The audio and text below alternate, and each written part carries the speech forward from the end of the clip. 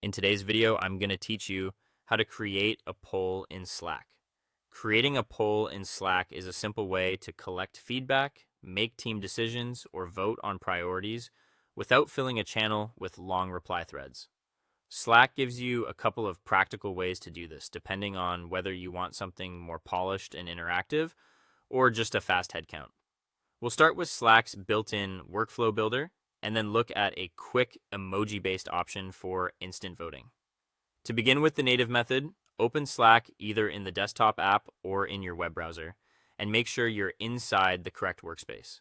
From there, go to the top left area of the screen and click your workspace name to open the main menu. In that menu, choose Tools and then Open Workflow Builder. Once the Workflow Builder dashboard appears, look to the top right corner and click Create Workflow. Next, choose the trigger called From a Link in Slack. This option creates a link that people in your workspace can use to launch the poll. Give the workflow a clear name so it's easy to recognize later, then click Next.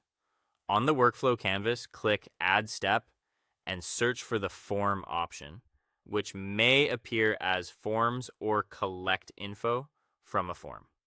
Select that to start building the poll itself. Now configure the poll details. Enter a form title that clearly describes the topic. Then add your main poll question so people know exactly what they're voting on. For the response type, choose Select from a list or multiple choice, depending on how you want the voting to work. Add each answer option one by one, then save the form. After that, click Add Step again underneath the form. Choose Send a message to a channel and select the channel where you want the poll results or form submission details to appear.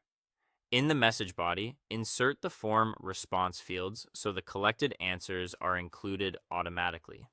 When everything looks right, go to the top of the workflow page and click Publish.